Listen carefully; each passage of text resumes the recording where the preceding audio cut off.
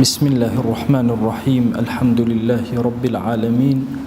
والصلاة والسلام على خير خلق الله محمد وعلى آله وأصحابه الكرام وتابعيهم بإحسان إلى يوم الدين. ربنا أرنا الحق حقا وارزقنا اتباعه وأرنا الباطل باطلا وارزقنا اجتنابه. ربنا آتنا في الدنيا حسنة وفي الآخرة حسنة وقنا عذاب النار. برزان وخوشوستانم إما لبيش رمضان وهندي درسي لنا رمضان لخزمتي تفسير سورة التوبة يابوين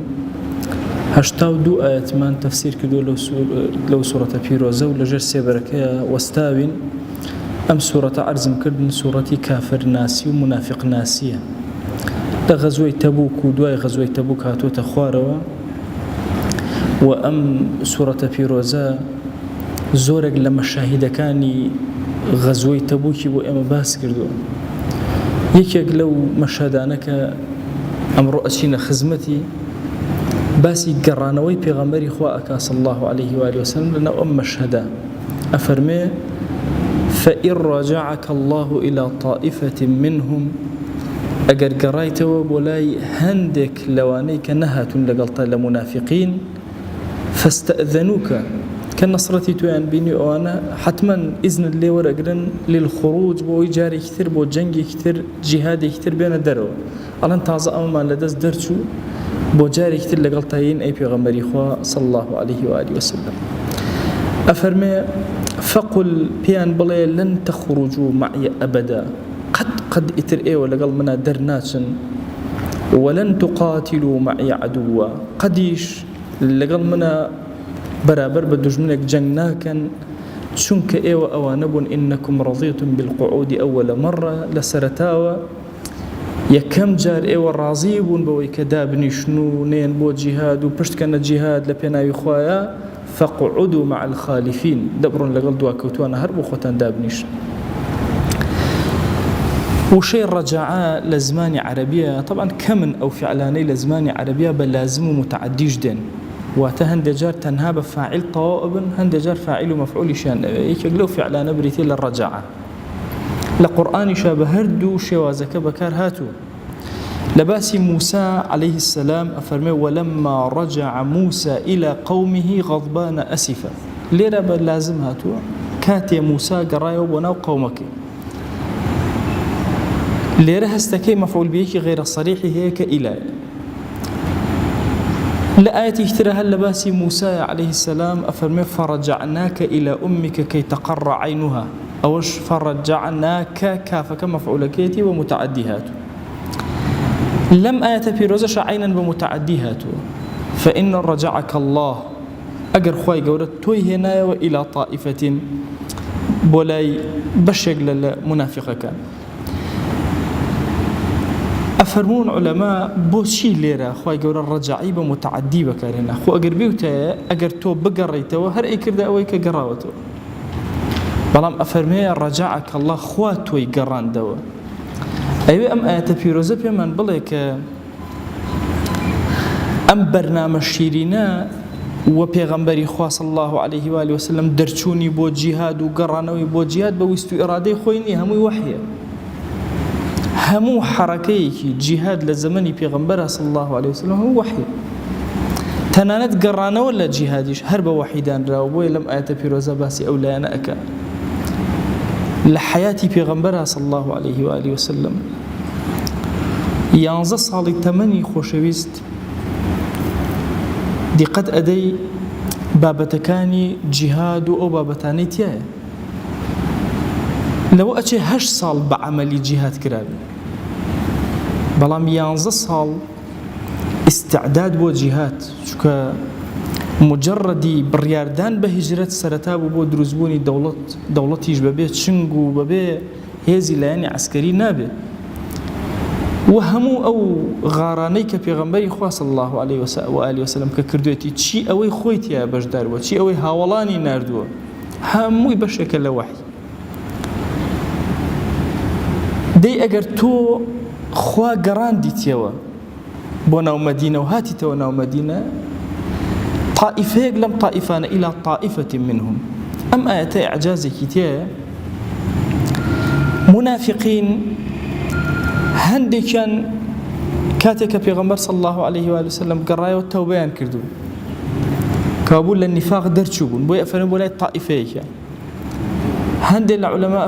ئەفەرمون یەک دوانێکیشیان مردبوون بە دەلیلی ئەوەی لە دوای ئەوە ڕاستەوخۆ ئەفەرمون ولا تصلي على أحد منهم نوێژ بەسەریانەوە مەکە واتە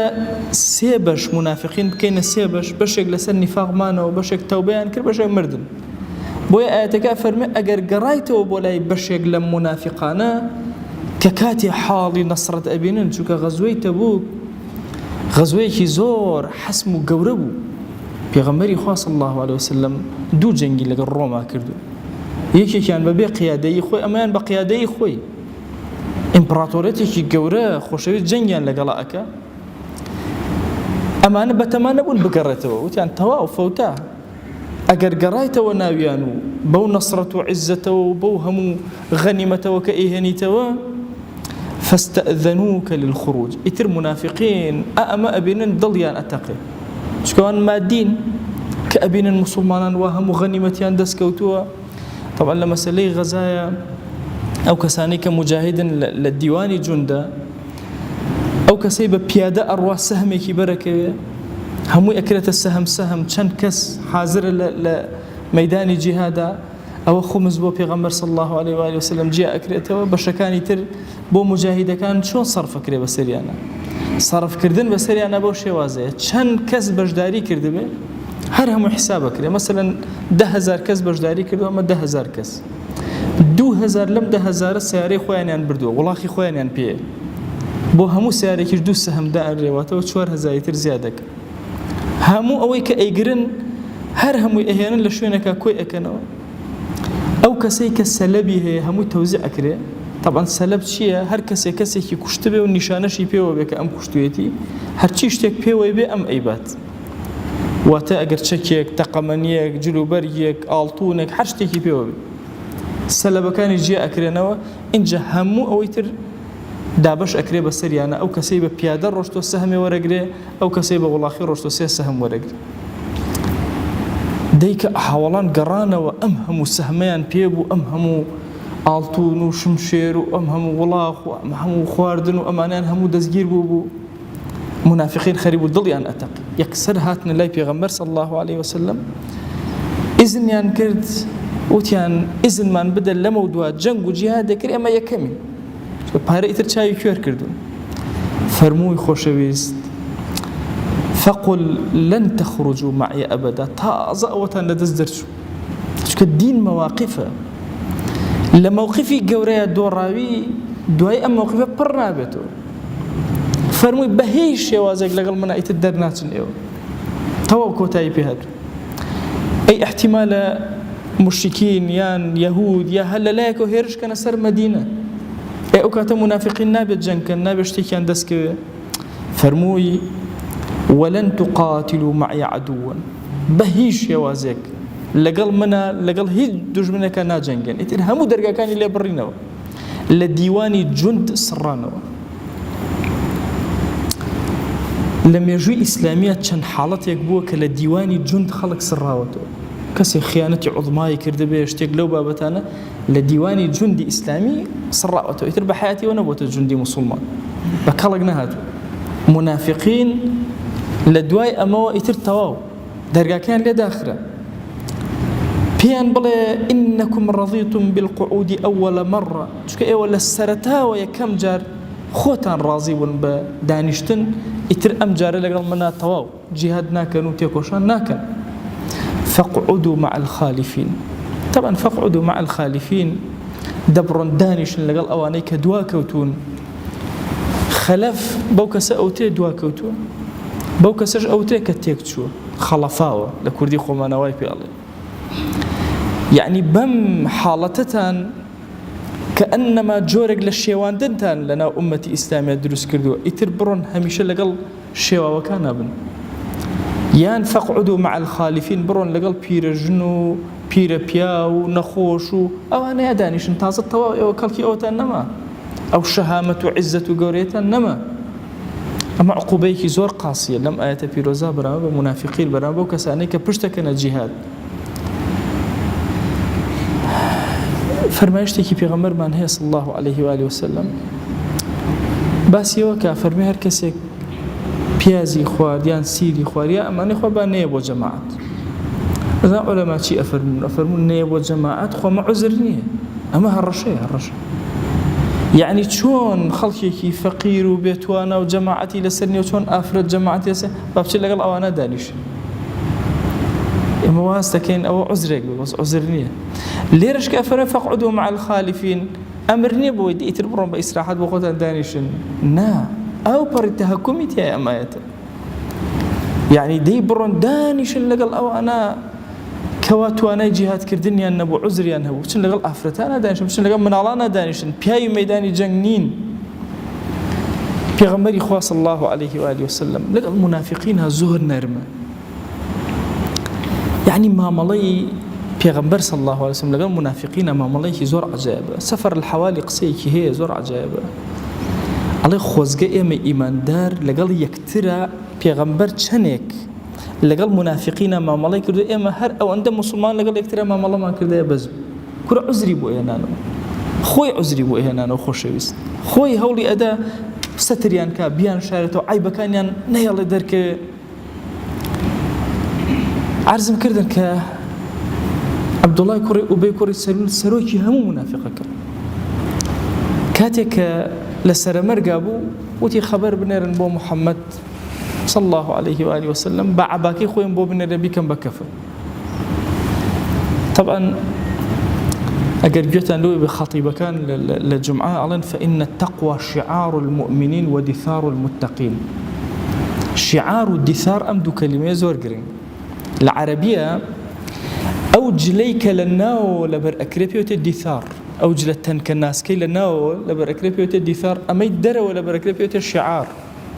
فإن التقوى شعار المؤمنين باش التقوى شعاري هم إيمان دارك هم حزك متقي به بلام ودثار المتقين باشا بشيناو باشا بشيناو متقي كان كأنما جلكي ناو يعني عبد الله كري وبي كري سلولوتي والله من دثارك توم يعني جلكي ناوم أويك الكاو بلا شيء توهم أو جلم أيوبون بنادي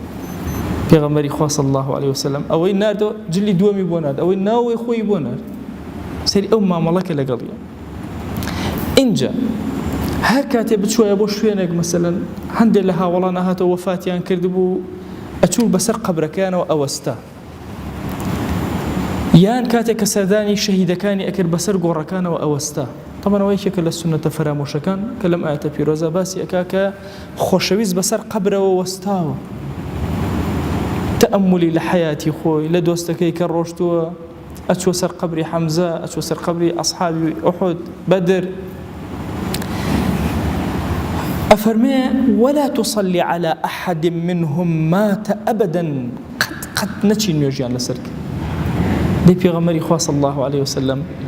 شو نيوجي لسر سروكي منافقين عبد الله كري أبيكر حتى إمام عمر وتي يا رسول الله نيوجي لسر مكة خۆشەویست هەرچوو نوێژی لەسەر کرد حورمەتەن بۆ عەبدوڵای کوڕی چوو عەبدوڵای کوڕی پیاوێکی زۆر ئیماندار بوو چوو نوێژی لەسەر کرد لەسەر قەبرەکەشی وەستا چۆن لەسەر هاوڵانی تر ئەوەستا و دوعای بۆ کرد عینەن وەستا و دوعای بۆ کرد ئەفەرمێ ولا تقم على قبره قد لەسەر قبری منافق نەوەسی ئەی پێغەمبەر صلی الله عليه وسلم تەنبیهێکە بۆ خۆشەویست ئیتر عقوبەی منافقەکان باسەکە لە دیوانی جوند بیان کوژێنەرەوە بە هیچ شێوازە لە جەنگا بەشداریان پێ مەکە نوێژیان لەسەر نەکەی اینجا بەسەر گۆڕەکانیانەوە نەوەستی چونکە ئین صەلاتەکە سەکەن لەهم نوێژی تۆ ئەی پێغەمبەر صلی الله عليه وسلم دوعای تۆ ئەی خۆشەویست بۆ ئەمانە ئەبێتە مای ئارامی دەی نەچی دوعایان بۆ بکەی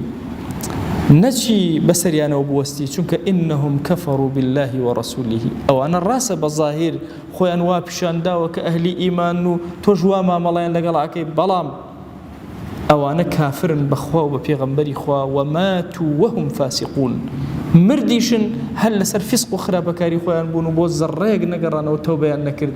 دەی ئەی خۆشەویست نە نوێژ بەسەریانەوە بکە ئەبەدەن نە بەسەر گۆڕەکانیانەوە بوەست یەکێک لە سونەتە فەرامۆشەکان ئەو حاڵەتەیە ئێمە سوبحانەڵڵا لەم زەمەنە وشک نەسەردانی گۆڕستانی ئەەکەین نەچین بۆ لای قەبرێک یان جاری وای بە کەسێک ئەڵێ گۆڕی باوکە لەکوێ هەر نازان ئەرێ براکە و گۆڕی لەکوێ هەر نازانێ ئەی ڕەفیقەکەت هەر نازانێ ئەزان ئەم ئادابە ئیسلامی ئێمە بە مردن کۆتایی پێ نایە ئەم سەداقەت و ڕەفاقەتەی ئێمە ئینسانی ئیماندار لە وتارێکە بە درێژی باسم کردو ئاداب لەگەڵ مردووە ئادابمان هەیە خۆشەویستێکت هەیە بە مردن لەگەڵ تۆیە کۆتایی نایە تەنانەت عائیلە لە ڕۆژی قیامەتە لە وتارێکە ئەوشم لەو جمعانە باس کردووە عائیلە ناپچڕێ ئێمە هەمومان ئێستا لە مێشکمانە لە ڕۆژی قیامەتە ڕائەکەین لە یەکتر ئەوە لە یەک مەشهەدایە لە هەموو مەشهەدەکانی ترە هاوارمانە بۆ یەکتر شەفاعەت بۆ یەکتر ئەکەین لەناو بەهەشتا جاری وهەیە ڕەفیقێکت هەیە نایبینی زۆرت خۆشەوێ والله یا ئیلاهی من بەبێ ئەو ڕەفیقم پێم ناکرێت لەناو بەهەشتا ڕێک بەرزە بێتەوە پلەی بۆ لای تۆ شەفاعەت بۆ یەکتر ئەکرێ بۆ پلە بەرزبوونەوە لەناو بەهەشتا لە ساحەی مەحشەرە بە هەمان چەشن بۆیە هاوڵایەتی خزمایەتی ئەمانە زۆر گرنگە بە مردن کۆتایی نایە ناکرێت تۆ سەردانی گۆڕستانە نەکردبێ دەبزانە پێغەمبەری خوا صلی الله علیه وسلم چەند خۆ ئەیتوانی لە ماڵەکەی خۆی دوعا بکە بەڵام نە ئەچێتە سەر گۆڕەکان هەتا دایکمان عایشە فەرمێ شەوێک سووکی هەڵسایە و ڕۆشت ئەڵێ وتم بەخواتەوە چوو بۆ لای یەکێ لە ژنەکانی تری شوێنی کەوتم ئەڵێ کە سێرم کرد چوو بە سەر ئەسحابی ئوحود لەوێ دەستی کرد بە دوعاکردن بۆیان ئەپاڕایەوە چوو بە سەر گۆڕستانی بەقیع دوعای ئەکرد ئەفەرمێ کاتێک کە ویستی بگەڕێتەوە منیش بە سەریعی هاتمەوە پێشەوە خۆم کرد بەژێر جێگاکە کە هاتەوە هەناسەم بڕکیان پێ هاتبوو فەرمووی ئەڵێ شوێنم کەوتی والله ئەی پێغەمبەری خوا صلی الله علیه وسلم شوێنت کەوتم بزان بۆ کوێ ئەڕۆ ویستم خواحافیزی لە براکانم کە کەئەنەما دنیا بەجێ ئێهێڵێ پێش وەفاتی ویستم خواحافیزیان لێ بکەم ئەخیر جار ئەچم بۆ لایەن چەند جار لە عمری خۆیان ڕۆشت ئەوە بۆ منافقەکانش ئەچوو ولا تقم على قبری بە نەسی قورئان ئەبێ لەگەڵ هاوڵانیا بەو هەموو خۆشەویستی و مەحەبەتەوە ئەبێت چەند دڵی بۆیان سوتابێ و چەند ڕۆشتە بێ و چۆن مامەڵی لەگەڵ هاوڵانە کرد بێ لە دوای مردنیانە دوای ئەمە لە ئاەتی 55 ئێمە هەر لەم سوورەتە پیرۆزە ئاەتێکمان باس کرد لێرە هەمان ئاەت هەیە لە ئاەتی 85 و 55 لەوێ فەرمووی فەلا تعجبکە ئەموالهم بە فاوتی لێرە ئەڵێ وەلا تعجبکە ئەموالهم و ئەولادهم ئەی پێغەمبەری خوا صلی الله علیه وسلم سەر سوڕ نەمێنێ لە ماڵی زۆری منافقین ئەگە پاریان کۆ کردەوە یا ئەولادیان زۆر بوو ماڵ و ئەولاد لە ژیانە جێگەی نعمەت نییە وا تەسەوڕکە ئیتر ئیلا نعمەت لەوایە إنما يريد الله ليعذبهم بها في الدنيا خوا جل جلاله بهوي أما الله عذابيان بدا ليرة أو ندخن بو مال أخوان وكوي أكنوا آدي نفوتي ورو مشغولي ودواج يجي سوادي لنا كلا قيامة أولادك كان جبها ما تشن صالح نبن وتزهق أنفسهم وهم كافرون ليقر أو مال سروة سامانيك هيانا خوا أيوة ليرة عذابيان بدا وكاتێکەوە ڕۆحیان دەرئەچێ بە کافری ئەلەو کاتەشا عینەن عەذابیان بدا چونکە ئینسانی کافر وەرە ئەو هەموو ماڵە و کۆ کردوتەوە ڕۆحە دەرەچێت چاو لە ماڵەکەتە هیچ پێ نەکردو ئەکەوتە دەستی خەڵکی تر ئەو لە ئەدەهەیە لە ئەخیری عومرە هەموو عومرت بۆ ئادەی خزمەتێکە بکەن شتێک بکەن لە ئەخیری عومرە هەمووی پشتی تێکردووی بۆیە باسی منافقینەکە سەر سوڕ نەمێنێ ماڵی زۆریان ئەدەمێ ئەولادی زۆریان ئەدەمێ ئەوە عەذابە نەک باشە لێیان گەڕێ بە عەذاب خۆن بەو پارە و سەر و سامانە و بەو ئەولادە زۆرەی کە هەیەە وە کاتێکەوە ڕۆحیان دەرئەچێ بە هەمان چەشن عەذابێکی بە شدەت بخۆن لەو کاتە ئەم ئاەتە پیرۆزانە هەندێک هەڕەشەی توندی تایە بەرامبەر بە منافقین کە ئینسانی موسڵمانە بە زۆر خۆی پارێزێت لە صیفاتی نیفاق دوورکەوێتەوە لە منافقین زۆر خەتەرە لە حیاتە بە تایبەتی مەسئلەی جیهاد کە ئینشاءالله ئومەت ڕۆژێک لە ڕۆژەکانە کەوێتەوە سەر قاچەکانی خۆی جیهان ئەبەم شێوازە زوڵمە نابێ بچێ بەڕێ واجبی سەرشانی ئومەتی ئیسلامیە ئەم زوڵمەی سەر زەوی لابەرێ لابردنی ئەم زوڵمە و ڕاماڵینی ئەم زوڵمە واجبی هەومانە ئێستا ئێمە لەوە چێ تەسەورەکەینەوە دوو وڵاتی کافر شەڕیان ئەزان ئەگەر دەوڵەتی موسڵمان هەبێ ئەگەر کافرێ زوڵم لە کافرێکە قبوڵی ناکەین تەداخل ئەکەین ڕایەگرین ناهێڵین بۆیە بینی لە مێژووی ئیسلامیە جاری وەها بۆ حەسار خراوەتە سەر شوێنێکی کافر دوای سێرەکەی ئیمانداران فریان کەوتون حیسارەکەیان لەسەر لا بردوون بە دزی خواردنیان بۆ بردوون هەندێک شوێن هەبووە تەواو نانهێشت و ئاو بخۆن ئەو دکتۆری تایبەتی موسڵمانان ئەو شوێنە نەخۆشی تیا بڵاوتە ناو کافرانیش ڕۆشتون بۆ ئەوی خەڵک لەسەریان چونکە ئیسلامە ڕەحمەتێکی زۆر گەورەی ئەلەم ڕۆژی هەستانەوەی ئومەتە مەسئلەی جیهاد لە پێناوی خوایە ئەوەی کە موسڵمان زەڕێک حسابی بۆ ناکە مەسئلەی نەفسی خۆیت لە پێناوی خوا سەرفیەکە خوا خۆیەتی سەرفیکە خوا خۆیەتی خوا بەس لێ خۆش بێ لێ وەرگرێتەوە ڕۆح خۆی پێی بەخشیوی خۆی لێت وەرەگرێتەوە بۆیە خۆشبەختترین کەس ئەو کەسەیە کە لە مەیدانی جیهادا بەشداری ئەکا زۆر سەری بەرزە بۆی ئەبینی هەندێکی زۆر لە غوزات ئەوانەی کە غەزان ئەکرد لە پێناوی خوایە کە ئەگەڕانەوە لە غەزا جلەکانیان ئەتەکان تۆزەکەیان کۆ کردەوە ئەیان کرد بە خشتێ ئەیان کرد بە شتێک ئەیان تخوا بیخەن ناو گۆڕەکەمانەوە بە ئەمەمان پێوێ بە حوزوری خوا چونکە ئەفەرمێ جێپەی کەسێکتان ئەوەندە تۆزێک لە مەیدانی غەزا و جەنگ و جیهادا کیفایەتە بۆ ئەوی پێ بچێتە ناو بەهەشت قەترە دڵۆ پێ خوێنە کە لە یەکێکتان یێتە خوارەوە کفایەتە بۆ ئەوی رب العالمین لێ ڕازی بێ بخاتە ناو بەهەشت ئومێدمانە رب العالمین دەروی خێرمان لێ بکاتەوە ڕۆژێک لە ڕۆژان بە چاوی سەرمان نصرەتی ئومەتی پێغەمبەر صلی الله عليه و آله وسلم ببینین ئاڵای عەدالەتی ئەم ئیسلامە بە شەکاوی لەسەر هەموو زەوی ببینین و لە کۆتایی دەرسەکە بە دڵ ئەلاڵێنەوە ئەپاڕێنەوە یا ئیلاهی بەخوا پەروەردگارە ئێمە بە ڕۆح و دڵ ئەمانەوێ عەبدایەتی کەین ئەمانەوێ تاعەت کەین ئەمانەوێ خواناسی کەین یا ئیلاهی تو گەورەی خۆت تو ڕەحمەتی خۆت تو بەزەیی خۆت دڵمان پاک کەرەوە زەڕە نیفاقی تیا مەهێڵە یا رب العالمین یا ئیلاهی داوات لێ ئەکەین بە ناوی جوانت بە صیفەتی بەرزە بە ئیسمی عەظەمت کەڕەمی خۆت بەسەرمانە ببارێنە عەفوی خۆت بەسەرمانە ببارێنە ئیمانمان دامەزراو کە یا رب العالمین خوای بمان گێڕە لەو عەبدانەی کە نەسڕەتی دینەکەی خۆتیان پێ ئەدەی یا رب العالمین یا ئیلاهی گوناهی بە ئاشکرا کردومان عەفومان کە گوناهی بە پەنهان کردومان عەفومان کە دەرگاکانی خێر بەسەرمانە بکەرەوە گرفتێکمان هەیە بۆمان چارەسەر کە یا رب العالمین دڵمان نائارامە ئارامی کە ماڵمان نائارامە ئارامی کە دەرگاکانی خێر بەسەرمانە بکەرەوە یا رب العالمین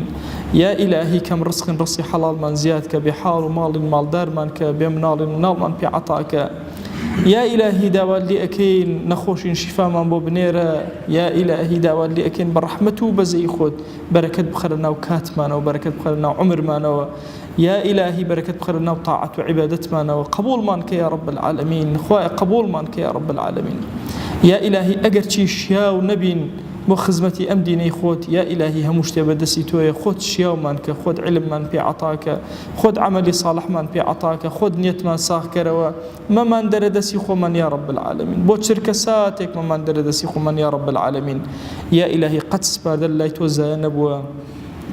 و ئیمانی خۆمان و دایک و باوکمان ئیمانی برا و خوشەکانمان یا ئیلاهی ئیمانی خۆشەویستانمان ئیمانی دراوسەکانمان ئیمانی ئەهلی شار و وڵاتمان ئیمانی خێزان و مناڵ و وەچەکانمان تا ڕۆژی قیامەت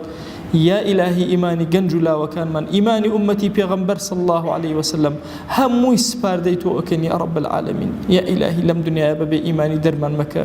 یا ئیلاهی ئەخیر کەلیمەی ژیانمان بکەرە شایەتمان یا رب العالمین یا ئیلاهی بە تەوحیدەوە بمان ژیانە بە تەوحیدەوە بمان مرێنە بە تەوحید وشەی لا ئیلاهە إلا الله و زیندومان کەرەوە یا رب العالمین یا ربی خوایە دامەزراومان کە خوایە دامەزراومان کە خوایە دامەزراومان کە ئامین ئامین والحمد لله رب العالمين وصلى الله على سيدنا محمد